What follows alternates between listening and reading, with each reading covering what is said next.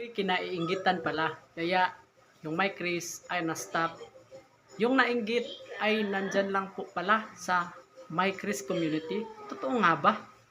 So yan po mga idol, maraming salamat muling pagbabalik sa ating Kalingap Kuya Ers latest update ngayong araw. Mga idol, pag-usapan muna natin. Pintuhan muna tayo dito sa ating live reaction. Yon mga idol, makimaritis muna tayo dito. Kwentuhan lang ito mga idol. Kaya pala yung my Chris ay na-stop dahilan ay maraming nainggit kay Idol Mikoy. Katulad ng kanyang edad, yung age gap po nila, no? Kini-question po. Bakit kini-question?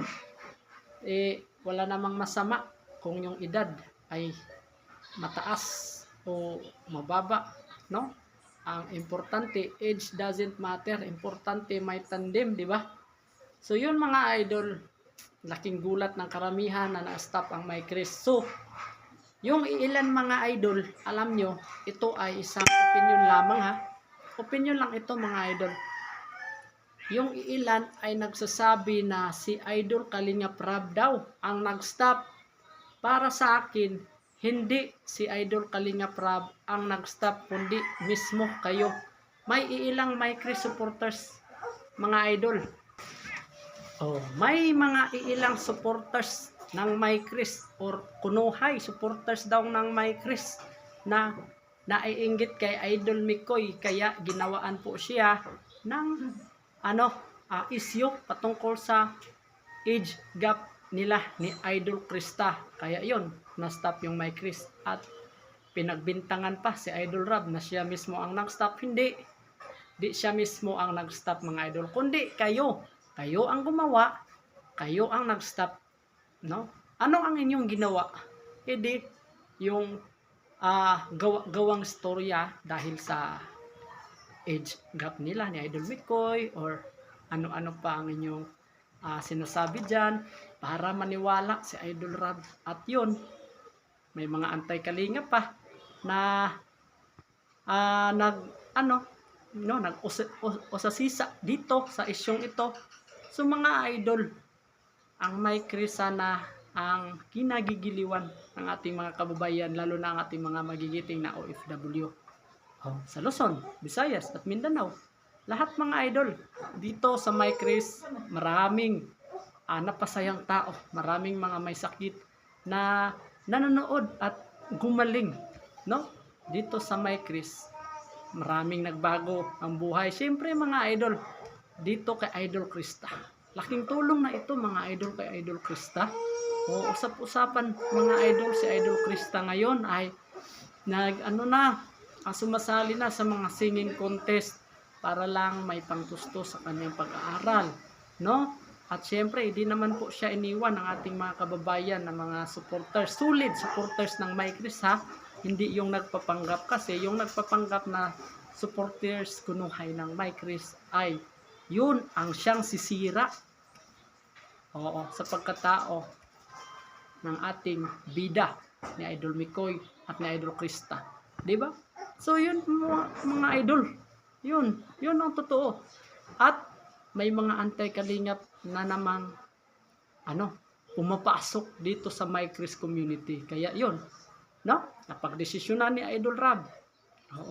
Hindi si Idol Rab mismo ang nag-stop, kundi kayo ang nag-stop ng my Chris. Ha? O isipin nyo na, logic ba? Logic. Kung hindi dahil sa inyo, di ba? Yung mga nagpapanggap ng my Chris supporters, di ba? Kung hindi dahil sa inyo, hindi na-stop ang my Chris. So, pinagbintangan nyo pa si Idol Rab na siya mismo ang nag-stop. Hindi. Kayo ang gumawa ng paraan para ma-stop ang my Chris. Logic yun ha. Kung hindi dahil sa inyo, kung hindi dahil sa gawa-gawa nyong istorya, mga idol, hindi mag-stop yung my Chris. Ha? So ayun maraming naiinggit kay Mikoy. Kamakailan lang may nag-comment, no? Nandun sa ating last upload na sa Idol Mikoy ay nalasing daw sa kasikatan. Hindi daw dahil kay Idol Krista ay hindi sumisikat si Idol Mikoy. Nagbabago na daw si Idol Mikoy. So yun mga idol, kung ikaw talaga ay solid supporters ng my Chris, no? Huwag kang ganyan dahil ang totoong solid Micris supporters. Nagsusuporta anay. Walang laglagan. No? Diba? Walang laglagan, diba? So, mga idol, pag-isipan nyo ng mabuti kung ano ang inyong i-comment. Oo, yung walang masaktan, na bida, si Idol Mikoy at si Idol Krista, di ba? So, may mga pagkakataon na siguro ibabalik ni Idol Rab yung Mike Chris, hindi pa sa ngayon.